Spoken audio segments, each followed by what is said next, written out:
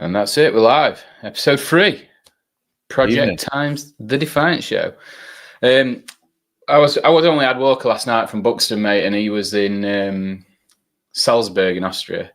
Oh, yeah. So, and his service kept dropping in and out. So I'm hoping it's a bit better where you are, 'cause you're out in sticks and all, aren't you? To be fair, I've had a bit of an issue last half an hour. So I'm hoping it holds out. I've been hotspotting and all sorts of stuff, trying to get a bit of work done. So we should be good, though, I think. I don't think Salzburg's anything like Roseley.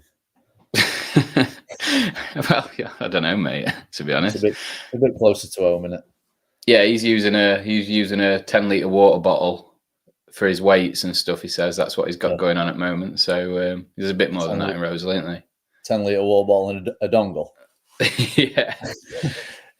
So first, that. I can, mate.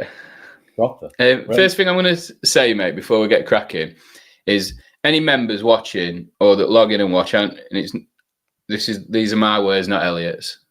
I'd just say go back and watch that episode about workout stimulus, because I've had a peruse through box, mate, and on board today, and I feel like today we're a prime example of people maybe just needing a few pointers on workout stimulus, because I think there were some bad decisions made. Rye, I don't mind calling Rye out. I think you're 35 minutes and it's still not finished. Yeah, it was a bit of a doozy on it today. Proper. Yeah, so for context, the workout today, in fact, I'll let you explain it, El, because I always butcher it when I try and talk about workouts. So workout today at the project was 4 rounds, 800-meter row for the gents, 600 for the ladies, which that's really unfair on the gentlemen. I'll just add that. And then it was 20 overbar burpees, 10 power snatches, 60 after every round. You took a self-managed kind of 2-minute rest, so 2-minute rest between rounds, 30-minute cap. Obviously, 3 lots of 2-minute rest in that window. That leaves you 24 minutes to actual workout time to get in under the cap. So kind of 3-minute row, 90-second burpee, 90-second snatch. That was my kind of guidelines for people to go by. Moderate load, repetitive singles on the snatch. Pick a number of burpees you can move through in 90 seconds, and pick a row you can sustain and get done in 3 minutes across all 4 rounds. But yeah, it was it legged a few up, I think. To say the least. Matt, I enjoyed it today when you walked over and I'd finished and just said, "Perfectly scaled, mate." How about that? Yeah. I'll take that. Yeah. I'm learning. It's an appropriate load. It was good, and you're good at burpees and rowing, aren't you? So I didn't mind the burpees. The row was a bit harder than I thought. I'm maintaining that in 3 minutes. I were about 3:10, 3:15 on my last 3 rounds, but then just put hammer down at burpees. It was a long way though, wasn't it? 3.2k in a workout. It's a fair old slog, isn't it? I know you get your rest, but it were long enough. Yeah, it were a good workout though. Great workout. I love that on a Tuesday. They seem to be a bit longer at the moment. I'm enjoying them. Good slog on a Tuesday morning. Definitely, I like a Tuesday as well. It's good, a bit longer. Yeah, get your teeth into it. So we're going to talk about rest days, but first I've got a couple of questions that we had last week from Helen Illingworth, and she'd put them on box, mate. So I didn't see them, so I didn't call them out. So I'm going to address them now because one's quite topical actually. Right. So she asked. It was just to you, El, because she's not interested in my fledgling fitness career. She said, "Are you done competing, or will you be competing anymore?" And I thought it was just quite topical, given you came out of retirement at the weekend and took a gold at CrossFit Sheffield. So I wouldn't call that out of retirement, but yeah, we went and competed at CrossFit Sheffield on Saturday, which was cool. It was good. It was nice to get back out there and have a run about. I've not done it for probably 2 or 3 years now, and it's always nice and fun when you're in a team or in a pair. It's a lot more fun than doing it on your own. I think doing it on my own, that's over for me. That one, maybe till Masters, a couple of years. Maybe when I'm 35, I might pull the rabbit out of the hat again. So what is that then with you, mate? Because I know you did used to compete quite regularly. What is it that's sort of maybe like giving you that time off, or you've decided not to do it? What's drove that, do you think? I mean, I'd done it for a long time, for one. Like, I'd probably been at it 7-8 years. Like, and not at any crazy level, but like at a decent standard, like nationally. And then it was just one of them, like kids, the gym. It was just time commitment, really. Time and my desire to like train on my own and do things that necessarily, not that I don't like doing, but aggravate like pre-existing injuries. My desire to do that kind of stuff was pretty non-existent, to be honest, eventually. So I was just like, I like training. I'm not really enjoying the competitive side of it as such. So I just now train, and I'm fitter than ever I was before. So yeah, it's still in there somewhere, but just not come out of the bag for a while. Yeah, it's interesting that, isn't it? Because that's the time when I wonder if you'll like start to want to dip your toe again, because the amount of times you've said to me like recently is you feel fitter than you've ever been, and then some of your scores, especially on the engine ones and everything, you're fucking flying. Is it not like that sort of curiosity? I wonder where I'm at, like, you know what I mean? Just because like that's the only way to sort of measure it in a way. I know it's always against yourself, but when you're at that sort of level that you are, it's nice to understand where you're at against others as well, isn't it? A little bit. There's a bit of curiosity there, but I mean, I'm under no time pressure I don't necessarily need to go and prove anything. Like, so I don't know. It's the time thing, mate. It's the time and the amount of commitment that has to go into it. Like, I train once a day. Like, I do the Project 60 class that we run at the project. I do it pretty much every day, and that's what I do. That's my training, an hour, 60 minutes, job done, bish bash bosh, and it works. So, like I say, I'm fitter now than I ever was before. I'm probably not. I'm nowhere near it. I'm not as strong, but yeah, I think that's probably an age thing as much as anything. Yeah, no, don't talk to me about age, mate. You'll get booted out. Jakey boy, good to see you, mate. So then the other question Helen had, which was, and I'm going to answer it first just because I'm going to get stuck into it. So she asked, what's the best box we've ever been to? Obviously, excluding the project. And I had two answers, and one of them I just don't know what the name was. But I went. That's handy, isn't it? Yeah. So Mayhem for me is just unreal, and you know what?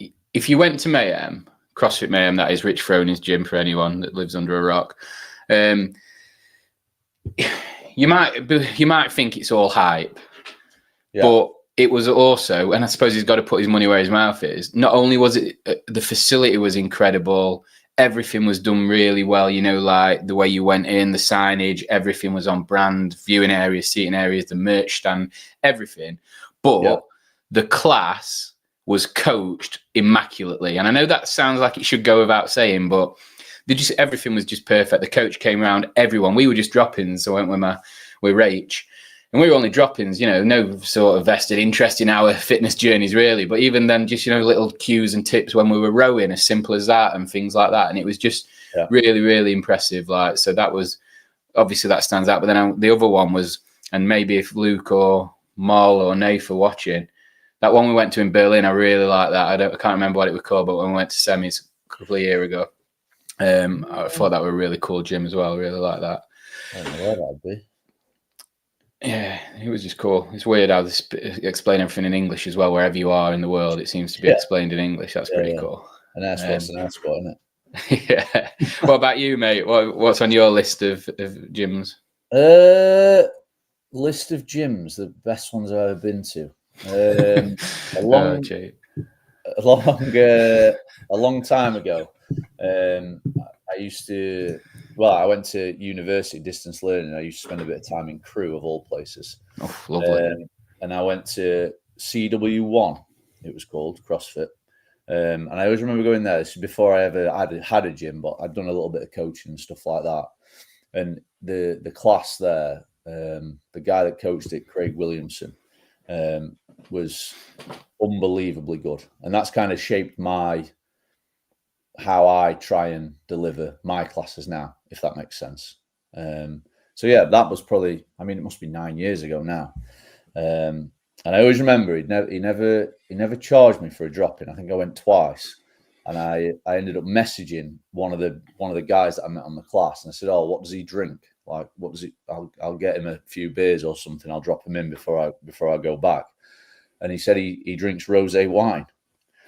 And I was like, I thought he was taking the piss, this guy, and he wasn't. He drank rosé wine. So yeah, I took him a bottle of rosé to say thank you for having me for the week, kind of thing, and jumping in on his classes. So yeah, that was mint. That was a cool place to go and experience what I thought was a good class, really great class. So have you ever been there, CrossFit Louvre? No, never. We'll have to do a trip, mate. We'll have to do a trip at some point for that, because I really want to go there. It's meant to be mental, isn't it? a romantic trip to Paris? Yeah, well, it can be as romantic as you like, mate. I'm down for a bit of frog's legs and a glass of red if you want, but I'm thinking more to go and see the master, Mr. Shafee, and see how they do things there, because it's chaos, isn't it? And there's like fucking, and there over 1,000 members of that gym. I think there's a few in there. There's a fair few, and not the biggest space. I don't think either. So yeah, it'd be some. I'm sure it's some operation. Must be. I mean, must be. So you know when you wonder, like, you know, when you go to these gyms wherever they may be across wherever you're on holiday and you drop in, is that for you? Is that sort of like market research in a way as much as anything? Are you sort of, it's not just about the workout, you're looking at how classes were delivered, how they've got the kit stored, what the board looks like? Are you like taking all that in? Yeah, I love it. I love going and dropping in wherever. Like if I'm traveling, I'll always make a beeline to go and make sure that I drop in at least one place if we're away.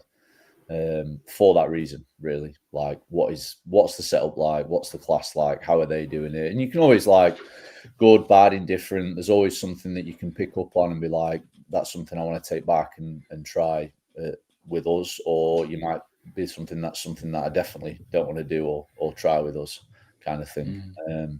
So yeah, I definitely always make a point of that, and it's dead interesting because obviously with the affiliate model, they're all run slightly differently, delivering the same thing within reason.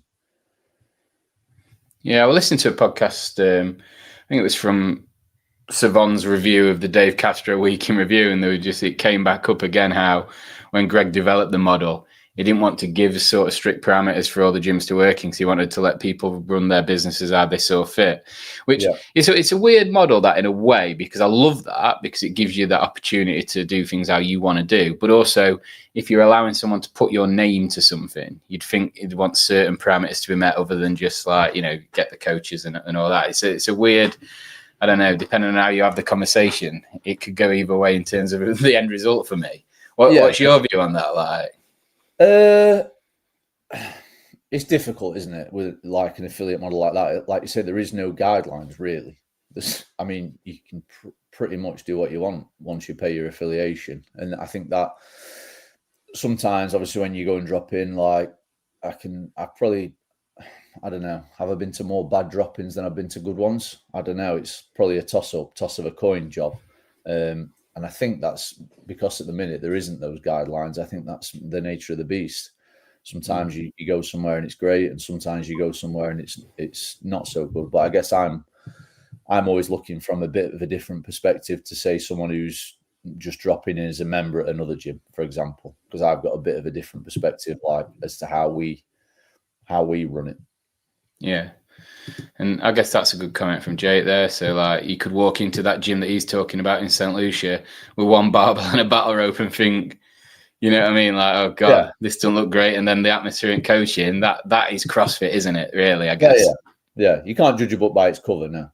Yeah. The worst drop-in I've ever had, and it was nothing to do with the gym, the fucking workout, Christ. I'm a bit of a cherry picker, as we know. But when I were at the games, I was in Boston staying with one of my mates, and I dropped into a gym because it was just walking distance from his gaff. And I couldn't see the workout before, and I got there, and it was double unders and squat snatch.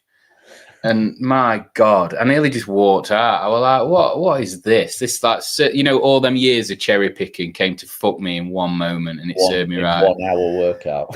Yeah, and it were, what is it? It was an open workout. I think it were a 12-minute AMRAP of so many double unders and so many snatch. It was, and to be fair, because double unders, something like that, 30 double unders, 9 snatch, some power snatch, was it? Quite light. Yes, that's the one. Like that. It was pretty light, and that was good in a way. Like, I got a good workout because single unders and light snatch, it's always a good workout. But it was all the snatch balance and snatch positions before. Like, he's like, get your back up, do this. I'm like, mate, I fucking can't. All right, look at me. Like, it's not that I'm not trying. I just don't bend that way. But I guess that is a nice segue in, because we're talking about mobility. I think it was 2011. You might be right there, Jake. I think that's what it was, 11 point something on the board. But yeah, speaking of mobility there, one of the questions that one of the lads asked was about mobility and how much, I think it was Johnny that asked it about mobility, asked it on the YouTube. We'll come into it because, like, obviously rest days, a version of a rest day in some methodology and some people's thinking is a mobility day. But from a mobility point of view, like, I know your take on it's pretty, I don't know, when we talked about it briefly, you said, like, obviously you've developed the mobility. So as long as you keep doing the movements, you don't really have to do the mobility as such. It's only for people maybe like me that haven't been doing them as long and haven't got into it and can't move in certain ways. If I want to achieve those goals and those movements, I'm going to have to do some mobility work. But what's your stance overall on mobility work and such like? Obviously, the better the position you can get into with any movement, the more efficient it becomes. So it's important. Like I've spoke to you about before, like I'm not the greatest example of this because I cool down minimally and I don't really do any mobility work whatsoever. I've kind of, and it's not to say I've always had that mobility. I remember a long time ago when I was at university, I went to my British weightlifting level 1, never done any Olympic lifting before in my life, just played rugby and gone to a normal commercial gym and done like weights machines, back and buys, chest and tries, that kind of stuff. And then basically for the whole weekend, Saturday, Sunday, I did nothing but try and overhead squat and snatch with a broomstick handle. And I remember waking up on the Monday morning and being like absolutely broken because my body just didn't move in those ways, if that makes sense. So it's not a case of it's something that's built and developed kind of thing. The body's intelligent. Like if it doesn't need a range of motion and it hasn't got strength in that range of motion, it disregards it to an extent. So you've got to be patient, and it takes a long time. And like I mentioned to you the other day, like now I don't do a great deal of it because I have the mobility, and as I continue to use it on a daily, weekly basis, doing specific movements, I've not found a point yet where I've struggled to hit range, for example, whatever that range might be. And Matt, what I'd say is a tip. I don't know much about out, but on one of the years when I did 75 hard, I put in an extra 15 minutes of stretching every single day, just 15 minutes, whether it were in front of telly, after the workout, before the workout. So for anyone that's struggling with mobility, just get something like, I think I got GoWad or something. It's pretty cheap. You can get it for $10 a month, and it'll give you stretches to do. It'll do you a test at the start. And it tells you which stretches to do, and just you can either do 15-minute or 20-minute a day. And you can literally do it in front of telly. So like, I know it's not always time after a class, but if anyone is struggling, that did help me a lot. So much so that I've no longer do it because I'm an idiot. But like, I did feel much better in doing that, and I can tell that I don't. And I do try and have a little stretch now, but it's just, I should do more, especially at my age. Yeah, and it doesn't need to be loads. Like it can be 5-10 minutes after class. Like it doesn't have to be like an hour of like intense mobility work kind of thing. It's it's like anything, it's the consistency that matters. Like you're better off doing 5-10 minutes every session that you do than doing it once every 2 weeks, but doing it for an hour. Yeah It's like anything, isn't it? Consistency over volume. As I'm starting to learn, apparently. Right, let's get into this then, mate. So rest days. Before we start, I'm going to give you this. So this is So this was the last time I took what you would call a complete rest day was 654 days ago. So my current move streak is 653 days. So that means basically, it's according to my Apple Watch, I've burnt 1,000 calories a day through movement for 653 days, which basically means that like on my rest days, maybe call them active recovery. The way I do it is I just either walk twice, have 2 big walks, or I'll do zone 2 and a walk, and that. But what I'm finding is, and this is why I'm linking this in, is as I'm starting to do more classes now, and like, because before I was doing like the stuff that you gave me for strength, and maybe like I'd come in and do the cardio classes at projects and the 45s, and I'd cherry pick a bit more. I was able to sustain that much easier. Whereas now, what I'm finding is when I am doing the classes regularly, there are days when I wake up and I'm like, oh man, I don't know if I can do anything today. And I guess that's the sign of a rest day. But how do you approach it? Like, in fact, do you know much about the science of rest days and why they're important first? And then we'll go into how you manage them and when you advise to take them.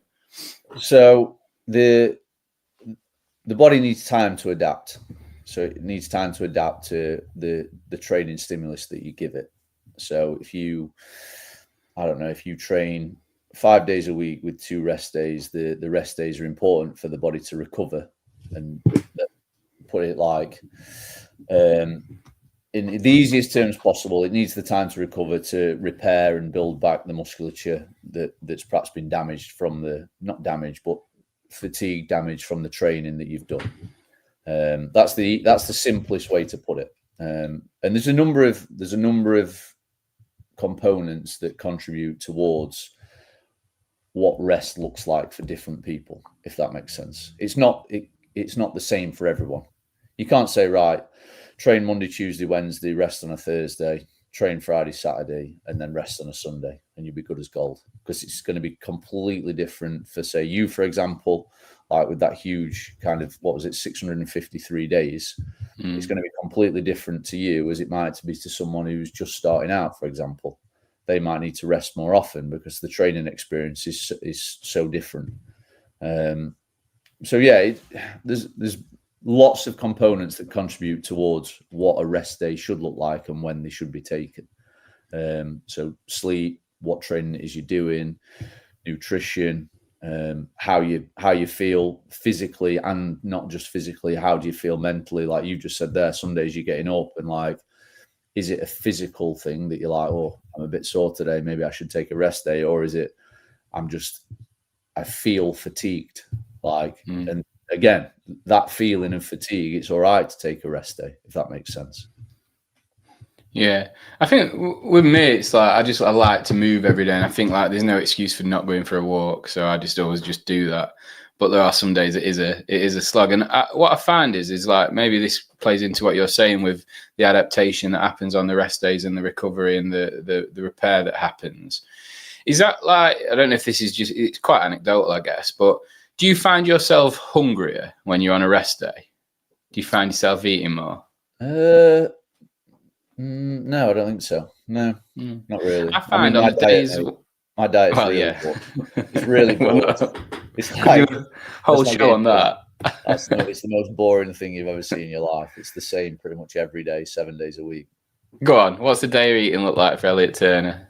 Day of eating. So in the morning, 4 eggs, 100 grams of oats, not together, obviously. 4 scrambled eggs separately. Bowl of oats, 100 grams, milk, yogurt, berries, nuts. That's kind of breakfast. I'm not very good really at lunchtime just because I usually train most days about 3:30. So I'm a bit more of a snacker throughout the day, like banana, apple, pear, that kind of thing. Rice cakes, peanut butter. Usually have 8 of them around midday. And then I train at 3:30, couple of satsumas before I train, protein shake afterwards, and then tea pretty much every night is like some kind of meat or fish with rice and vegetables. And then of an evening, depending on, I'll always have another bowl of oats, the same as I have for breakfast of an evening, like before going to bed. And then depending on what kind of day and how much I've trained, and if I fancy them or not, I'll have another 8 rice cakes with peanut butter. And it's pretty intuitive. It's not like I don't track anything. It's just what I do. Like, and it's not a chore. It's not like I don't dislike it. It's just it works. It works for me. It fuels me well. I perform well. Body always feels good. So yeah, I've just kind of stuck with it. I've seen them bowls of oats you have and all. I've been at your own before, and you've been having one. They're pretty tasty. Them pretty big bowls. There, pretty good effort. What you need, fuel. Although, like the fact that you have the oats dry, just floating about in milk's just criminal. Like, there's no overnight process here, mate. It's just literally oats in the bowl, milk on top. Let's go. So back after that great analysis of your daily calorie intake, back to rest days. back to rest days then. So I've been having a look at different rest days because I thought I'd do a bit of, and then I think we can maybe we'll look at them individually, and then like sort of whether we think they're fads or maybe worth looking at. So when I looked at rest days, because I just figured with all the shit that's on the internet at the moment, it's bound to be, everyone's got a different idea on what a rest day looks like.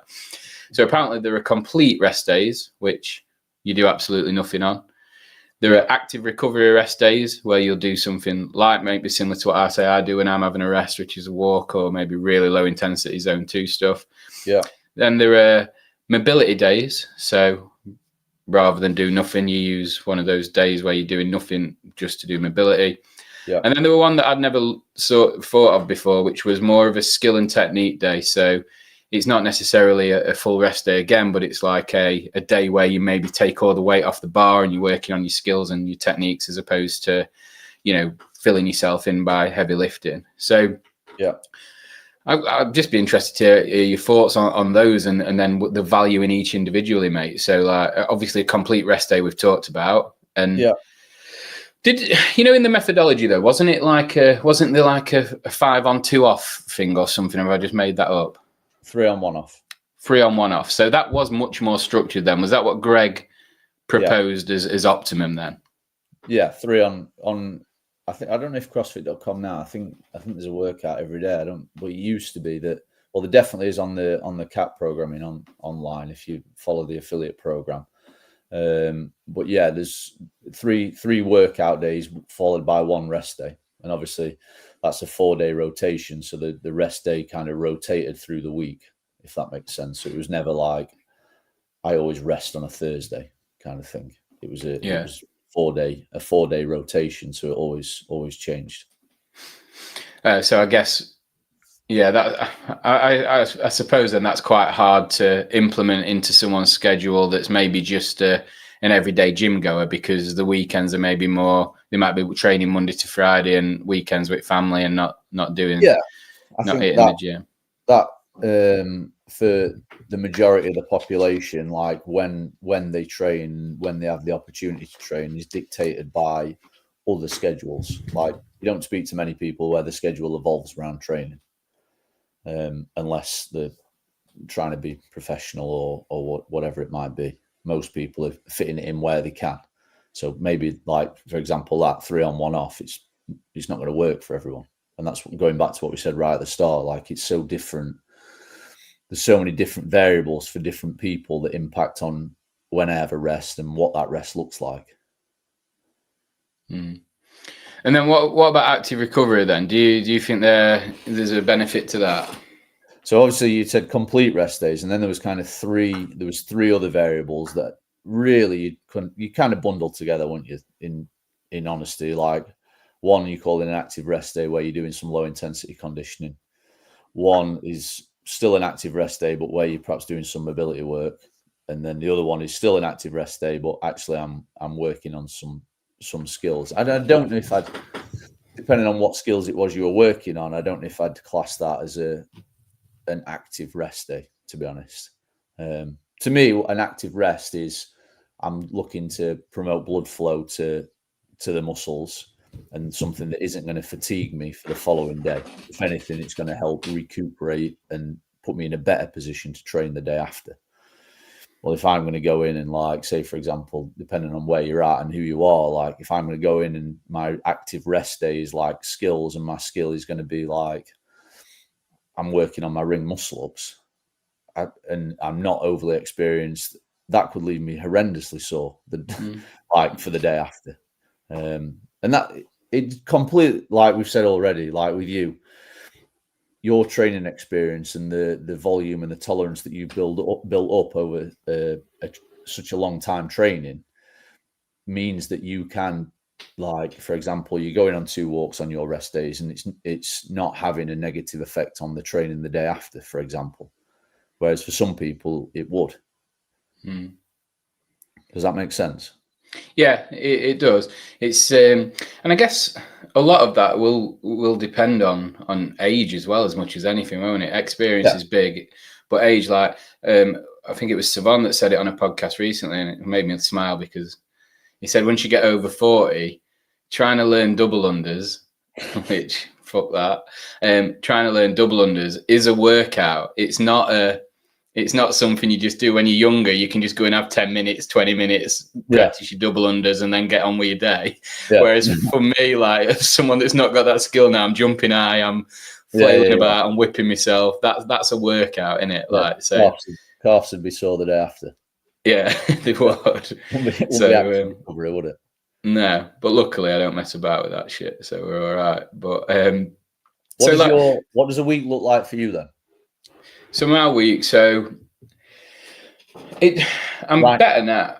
Right now, so yeah, in the moment, in the present. So this week, well, let's do. I'll do last week. So last week I did the burpee broad jump mile on Sunday, which the reason I bring that up is because it kind of plays into what you said about the volume I'm used to doing in terms of maybe it's not like overly intense, but it is volume.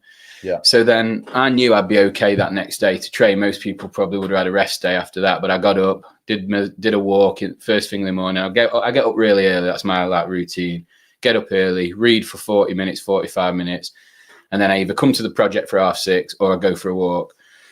That day I went for a walk, come back, did an hour in zone 2, and then in the afternoon went to the project, did the workout. Tuesday, project morning, walk, afternoon zone 2, and I pretty much did that all week last week, except for Friday where I had a travel day, so I got up early, did my walk and workout early on. And then when I got to hotel gym, did some zone 2 there. So it's pretty much I'm doing a walk a day, sometimes 2 because I live near post office. So when I'm taking Defiant packages down, I can't justify getting car out for half a mile. So I'll walk long way around, and that's 1.5 miles. So I'm probably walking 5-6 miles a day. I'm probably zone 2 in for an hour, and then I'm doing a workout. And what I've done in the past is cherry pick those workouts to enable me to continue that volume, because that volume is good for my soul. It's good for my mind, and I like to do it. So like I said earlier, what I'm finding now, as I'm doing a bit more, like my back's really sore today from them snatch, because obviously as it got difficult later on in the workout, technique goes out the window, you start head banging. I've obviously lost a little bit there. So, tomorrow I'll probably have what I'd consider an active recovery day, as opposed to doing anything too much. Yeah.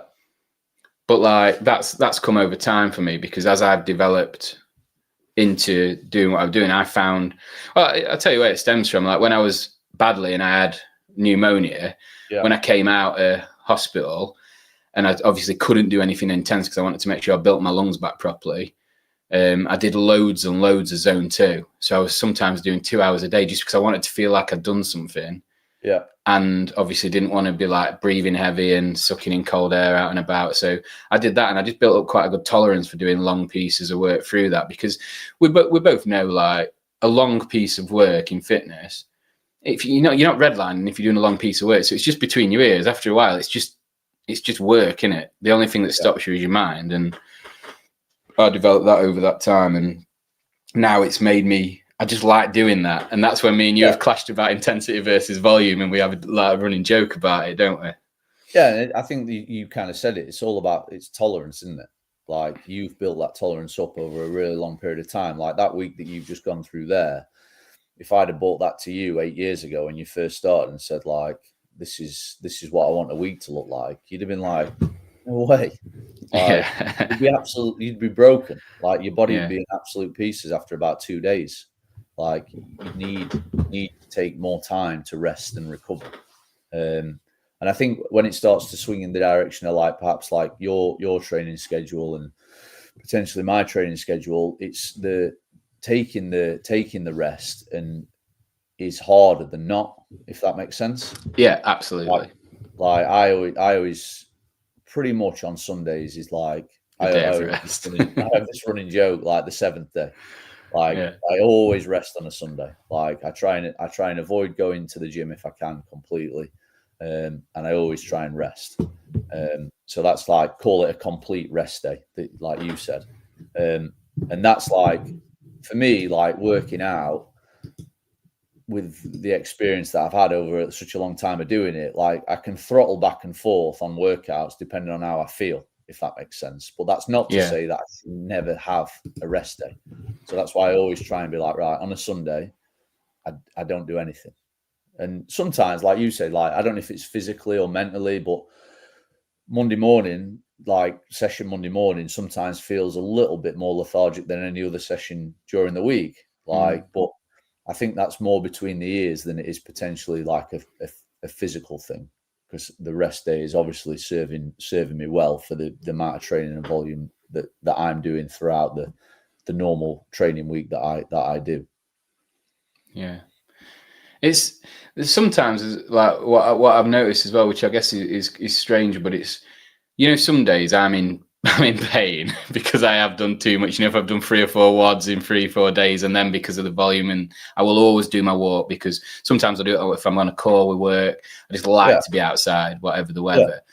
But some days I'm in pain, and I'm like, until I get working out, it hurts, and then I start working out and everything's fine. And it's just such a bizarre feeling of like what the body's capable of, because my old battered body tells me it hurts, and then you push through that mentally and you train and everything's fine. And I just find that really bizarre sometimes, that feeling. Yeah. It's intuitive, isn't it? Like that, and your decision making and your ability to make good decisions comes with time and experience and knowing what your body feels like. And like I've said to you, the capacity to like, you don't have to come into the gym every day of the week and like try and kill yourself and be laying on the floor in a sweaty mess. You don't have to do that. Like, and that's something that I've learned, particularly probably over the last maybe 2-3 years. Like, I don't have to redline every day. Like I you know me, like I just don't do that anymore. Really. Like maybe once a week, like maybe once every other week, I'll be like, if I really fancy it, I'll go full throttle. But the rest of the time, like it's kind of 80-85% just hovering below that line. But that consistency at that intensity over such a long period of time, that's where you can continue, like your body recovers, it adapts, it continues to get fitter, and you can keep training. Like if you come in every day and you full throttle 100%, like body's battered the day after, well, what does that session feel like? Well, it feels like shit. Like, and then I don't know any different, so I just go full throttle again, whatever that is on that given day. I'm still giving it absolutely everything I've got. Does that make sense? Like it's a cumulative effect over a long period of time. Yeah. And it's just, I guess it's just listening, and the more you train and the more you do, you just, like you say, you become more intuitive, don't you? You know, right, am I hurt? Am I all right? It's like that kind of feeling of like, can I do this? Should I do this? Am I going to get anything from this? And I guess you're the only ever the person that can really know that, aren't you? So it's just, I guess, just listening and trial and error, I guess, to a point, isn't it? Yeah. And I think it's important to like, don't be in a rush. Like everyone's in a rush nowadays. They want everything yesterday. Like, and they think the answer is just to do more and do it harder. It's not always the case. Like 9 times out of 10, it isn't the case. Like you need to be equal dose training, resting, recovering to be able to be doing this for the rest of your life. Like 2 weeks of like full throttle training and then 2 weeks of doing absolutely nothing because you're battered. You get that. You know, I don't know. You're pissing in the wind. So then that's, like I said to you, over probably the last, I mean, probably more than 2 or 3 years for me. Like I'd do anything to absolutely bury myself. Like initially, like I just liked that feeling of like laying on the floor afterwards, and like I just enjoyed it. Like it's weird, isn't it? But particularly like last 2 or 3 years now, you just learn that that's not the right thing to do. Like you need those days every now and again. Of course you do. You got to test where the line is, but the rest of the time it's hovering just below it, which I think is important. Do you get that feeling, like, you know, when one of those workouts comes up, when you know it's going to be one of them? Do you get that nervous feeling before you do it? Is that just you know, that one last week? What was it with the echo bike row and run? What was it where it was intervals and you got rest? What was it? 400 run, 20 cal row, 20 cal echo, were it? Yeah. And then you got so much rest. Was it like every 6 minutes? Something that like was that, it. Yeah, and like the night before, like I was thinking about that workout, and I was fucking like, oh man, like I was excited to do it, but also like that feeling of, I don't know, you know, like I don't know. You've been a swimmer before, you know, when you're on the starting blocks and a little bit of wee comes out, and you're glad you've got black trunks on because you're kind of just buzzing to get it done. Like I know everyone had that. Yeah, you know, that sort of nervous energy. Yeah. Oh, I've lost you, mate. Fuck me, I'm jinxed this week. It's a good look, though, isn't it? It looks good there, doesn't it? Like that. Looks like he's been pleasured under the table.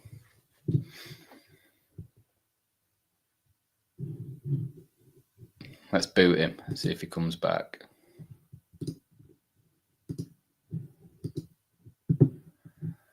Right, so we've got oh, there we go, Mol. It was CrossFit. Well, no idea how to say that. Hapstadt. No, she's wrote that. She's copy and pasted that. There's no way Mol spelled that. No offense, Mol, but not having it. Can you spell it phonetically for me so I can pronounce it? He's back. He's here. I was just chatting shit on my own, mate. Yeah. It was you. Well, I hope it were anyway, because we're fucked, aren't we? Yeah. I'm used to it after I had last night, mate, so it don't matter.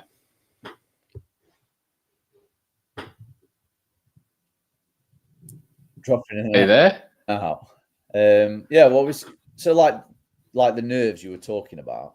Well, that's I think that's. Am I there? I don't know. Yeah, I can hear you, mate. It's a bit choppy.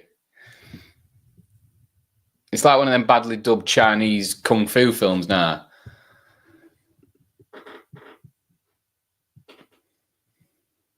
Do a reboot, mate, if you can hear me. I'll help fort down, don't worry. I'm booting you. You're gone.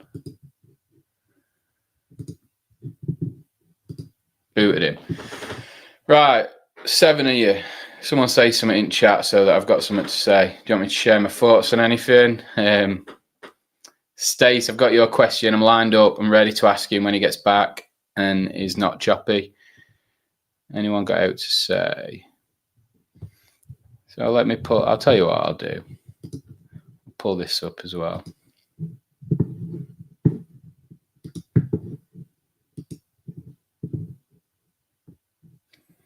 So this is what I'm on about with like making sure I get a walk in. These are my crazy walking stats from this year. Not bad that, is it? Get outside. That's one of my best tips to anyone. Like whatever you're doing in your day. I learned it through 75 Hard. And it was like one of the things you had to do with there outside workout every single day. And that's when I developed like this walking habit. And just walking, like especially first thing in the morning. My top tip on walking is go first thing in the morning. Before your day's gone to shit, before anything bad's happened, before you've had a shit call with work, before you've had your dickhead partner winding you up or in-laws or some shit. Go for a walk first thing in the morning. Your head's clear, you feel good, and your thoughts aren't going to be infiltrated by any bad shit that's happened in your day. So that's my tip on walking first thing in the morning, because if you go in the evening, it's great, you're still getting out, you're still doing your walk, but you're like your day's going to impact how you think on that walk. So top tip, walk first thing in the morning. There you go, mate. I was just filling dead air with some nonsense. So are you there? Oh my god, so it's over.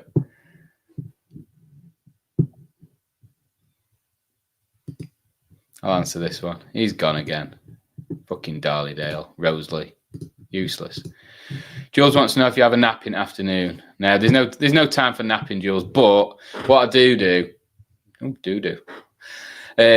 I like have the hours of a small child. I guess 8:15 now. It's late for me. I'm normally I'm long gone by 9, so I get a lot in my day with the Defiant Co's work, and then obviously my actual day job and stuff. I've got pretty full days and evenings. So I'm bollocks by about 7:30, 8 o'clock. And, if I've not got a podcast in the afternoon, I will be banged out by 8 o'clock, getting 8, 9 hours, and then getting up that early and getting all that stuff in. And it doesn't matter because it's just part of the day then. And my theory on that as well, early nights, everyone takes piss out of me, my mates and that. But my theory on that again is only bad stuff happens after 8 p.m. and only good stuff happens before 8 a.m. And what I mean by that is you had your tea, you sat down, what are you going to do in the evening? You're going to watch shit telly, you're going to eat more food because you're going to be hungry. So if you're asleep, none of that can happen. But when you get up first thing in the morning, you're not going to be watching Netflix, you're not going to be fucking eating chocolate at 8 in the morning, are you? So that's my theory on that, is you switch them hours and you have better qualities in the hours that you're awake. So again, mate, you keep dropping back in as actually you have to watch back and listen to these pills of wisdom I'm dropping in your absence. Is it working now? Is it better? That's it, mate. It's better. Yeah. We're back online. We're back online. Put another 50p in meter. So we've got a question from Stace, mate, that I'm going to pull up because I think it's a pretty good one. So I'll read it out for anyone that's listening in. We know that when new members arrive and the bug takes over, the temptation is there to train every single day. What advice would you give to them and potentially some older members too? Who I'm assuming Stace is one of them. I think going back to what I said before, obviously, before I left, like, don't be in a rush. Like, I mean, it is tempting, and it's tempting for me and you. Like, you're someone that likes to move and train every single day. And like I said about when I was in a similar position, and almost it becomes you have to kind of force yourself once you get into that mindset to take those days off, because you need to believe that they're of benefit, and they are. Like, physiologically, they are of benefit. Like, it's not a case of I take a rest day, I'm taking a step backwards. It's not. I'm taking a rest day, I'm taking a step forwards. It's going to mean that my body can adapt and recover from the stress that I've put it under on previous training days. So yeah, I think that's important to consider. And then, I mean, for the older members, I think the answer's the same. Like, what are you training for? I think is a really important question. Like, and I think that varies from person to person, but most people, the general population, are training to be fit and healthy, to be able to do things outside of the gym, like not to be good at CrossFit or like, who cares about that at the end of the day? And my mindset has shifted a lot in the last few years. So that's where you've got to think, why am I going into train? Like, is it because I feel like I have to, or is it because I need to? Like, I think it's important to convince yourself as much as anything that they're required. Does that make sense? Kind of beat around the bush a little bit there, I feel. But yeah, it's difficult because I'm not old. That's not. But you know what I mean? I don't know. I've not experienced, like, I don't know. People always say to me, my dad's a great one for it. He'll say, like, wait till you're my age. Like, well, I don't know what that feels like. I can't speak from experience when it comes with that. I think it's like we've talked about throughout this whole episode. It's so individual for different people, and I think it's as a mental thing as much as it is a physical thing to convince yourself that taking those rest days is a positive and not a negative.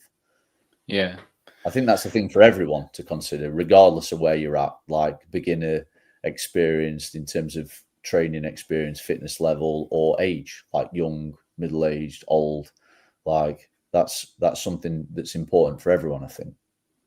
Yeah, and I think, like, the age thing's an interesting one because I am, like, the fittest I have ever been in my life, and I'm, like, 42.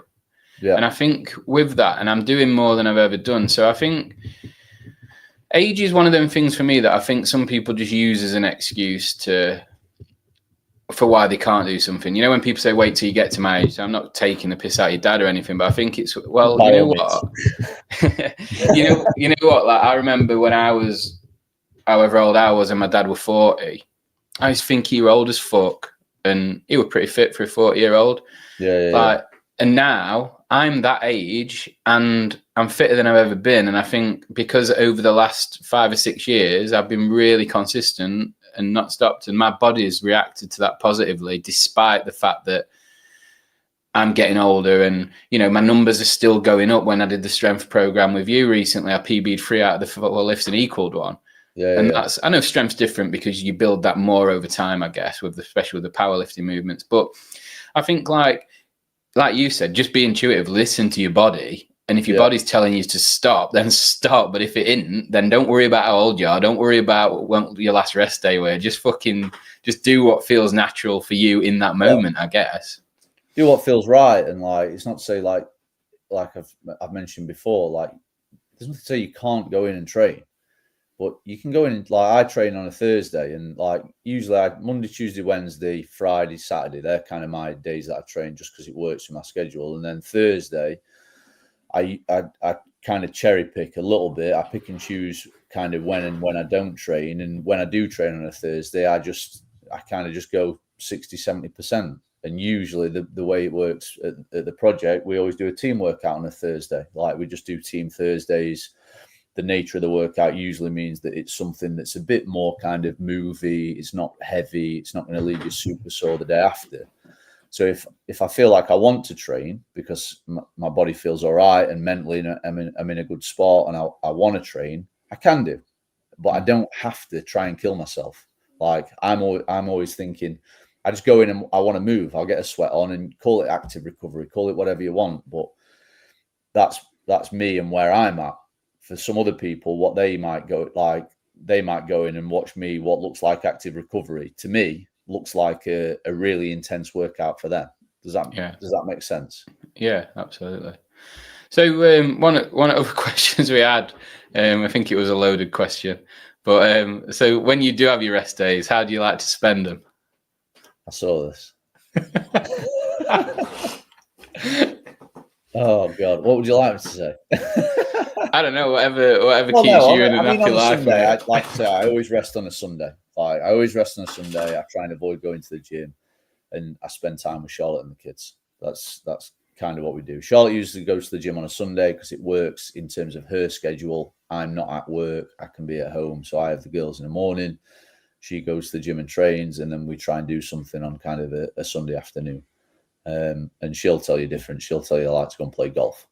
Which I do like to play golf, but it's not always on rest days. Yeah. Right. So we've done a bit of that. We've covered rest days. So like, I think like, if we were going to sort of condense it into what they call an elevator pitch, just give me one clip for my Instagram. When and how and what, really succinct, should we be taking rest days? I think everyone should be taking rest days, and what a rest day looks different for different people, depending on a number of variables like we've discussed. So training experience, where are you at on your journey? What does a rest day feel like for you? What should it feel like in terms of like intensity? Is it complete rest day? Is it active recovery, as we've called it? Is it like I've spoke to you about the Thursday with me? Is it a workout at a lower intensity? And it's individualized and should be intuitive to that person. And I think the more experience you come with your own body and what maybe particular movements or particular combinations of movements or particular workouts have an impact on your body, that's going to dictate the decisions that you make.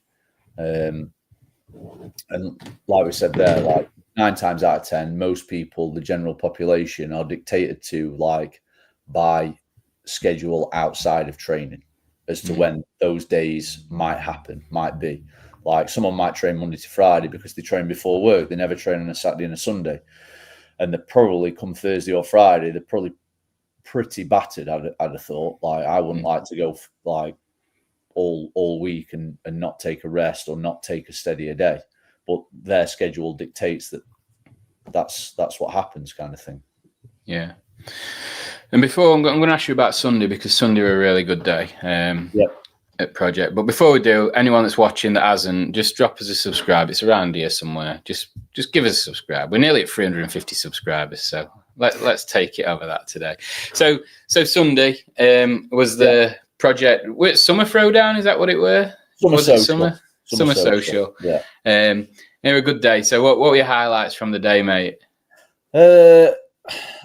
Man, I just think it's such a good day. Like it fills me up every year. I just think it's mint. Like obviously there's people that have been members at the gym for a really long time that still come down and get involved.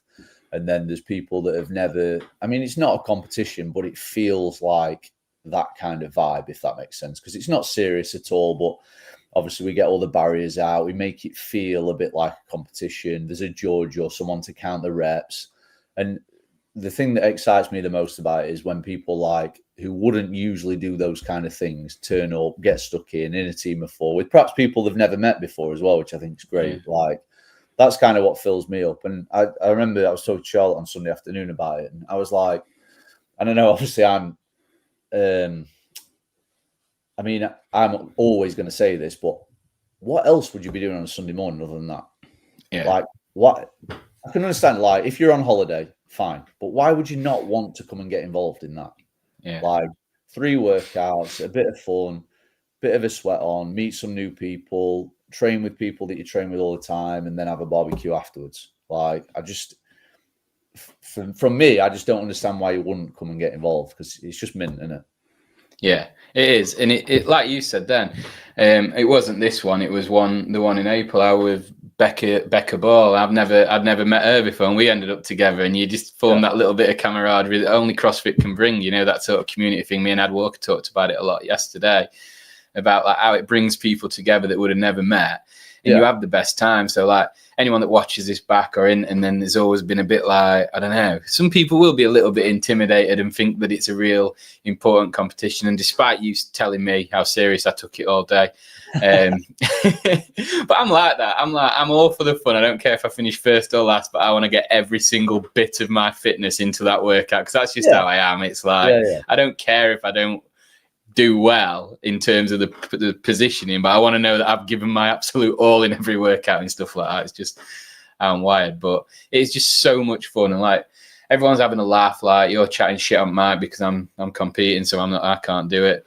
and show you up. But it's like just that thing, like just come and try it and just have a laugh. And like I think maybe, I don't know, maybe you could do it in a way where, rather than anyone put themselves in teams. I don't know if it makes it better or worse if you just put your name down, then you pick everyone's team of 4 for them, because then everyone's in the same boat and no one feels like, I don't know, maybe that would be a way to encourage some people that maybe are a little bit more nervous about doing it, or maybe that'll make it worse if you're going to come with someone else. I don't know.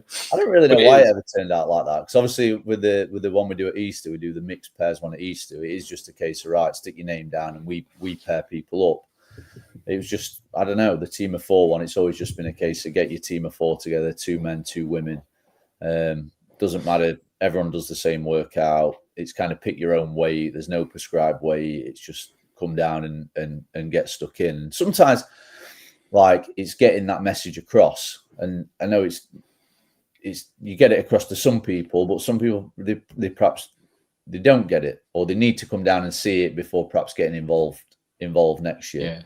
As how like lighthearted and a bit of fun it is, because that's what it's for. It's just a bit like, let's meet some new people, because like you'll know, like we have a 5:30 class in the morning, we have a 7:30 class at night. Some people just come to that 5:30 class in the morning. They never meet anyone outside of that 5:30 class. And like you've mentioned there, it's kind of, it epitomizes kind of what we're trying to do down at the project and what CrossFit's all about. I think, like, if I was to, without putting any words to it, if you just videoed that morning with no sound, that would epitomize what it is. Yeah, it is. It really would. And even the reels that you put on, and I put one together, I got people video, and you can even see that from them, like even at the end, like everyone at the barbecue and everyone sat out after. Yeah, and it's like, and they'd have been there a bit longer because this was the first year we've had rain, weren't it? Because normally I would say, "I'll bless you, how it weather." Didn't look it this year. Yeah. So that's about it, mate. But next thing on at project is High Rocks, isn't it? High Rocks that 27th. Yeah, we're jumping on the bandwagon. September the 27th, Saturday. We're doing a little High Rocks sim, but with less running. So I don't like. Has Logan been in touch today about his ticket? He's had many questions. Yeah, he wants to know what time he can start, who else is competing. I think he wants to make sure he's going to get some kind of gold T-shirt. I think that's what he's after. Mate, well, he won't be getting that with me, because if I'm running outside, it's going to be a different level of slow. Well, no, it's looking good. We've got 27 teams signed up, 34 slots, so it's pretty full. And that's decent. Like loads of project members getting stuck in and having a go, and then some people from different gyms as well. which is cool, which is great to see. Come down, see kind of what we're doing at the project. I've had a little recce today. I'm going to set it up and stuff, so I'm excited to get it going. What is the 600 route? So it's going to be like a bit of a conveyor belt, really. The people that don't know, our gym's quite like, not thin, but it's only 10 meters wide, but it's really long. So it's like 50 meters long. So, and we have a top door and a bottom door. So you're going to run in the top door, complete a station effectively inside whatever station it is that you're at, and then run out the bottom door and then up the drive round the 600 roundabout and then back in the top door. So it's going to make like so there's no basically going forward and back of people. You'll kind of run into the gym at the top, exit the gym at the bottom, just to avoid any crossover, because obviously it's going to be relatively, I mean, only 2 teams every 10 minutes, so it's not going to be mad busy, but at any one time there might be, say, 12 teams moving around at some point, whether that be on a run or a station. So I think it's important that having done a few Hyroxes before, actual events, I think that's one of the main reasons that it works so well, because it's well organized and everyone understands the flow of where it's going. So I've tried to, whether it's the right or the wrong thing to do, but I've tried to make it as much as I can like that. Yeah. Sounds like a long 600, that, I know. Well, it will be. It'll be about 700 probably by the time you've finished. Yeah. Which, I mean, it's still shorter than 1,000, right? Yeah, you got to take the wins, haven't you? It's just, I just fear for Logan, because he normally last 50, he likes to get scooting on Assault Runner and not actually do the work. Yeah, he's gonna have to run it, unless he's gonna hide a skateboard halfway up the drive, maybe. Hey, you might, mate. We're just lucky you're still with us anyway. Nearly left after not getting member at month last month. I think he was. Tommy took it from him. He did, but Tom's absolutely smashing it at the moment. Like, he's fucking on fire, isn't he? So that were yeah. I enjoyed that member at month on 2 fronts. 1, because I see how hard Tom works and he deserves it, and 2, because Logan thought he were getting it and it was stripped from him. We thought he was dead in the water, didn't he? Yeah. So already put the crown on. Right, mate. All good at that, I think. We covered everything. Yeah. So we'll discuss a topic between us and we'll get one scheduled in for a couple of weeks, mate. Yeah. Over and out. Right. Cheers, everyone. Thanks for watching.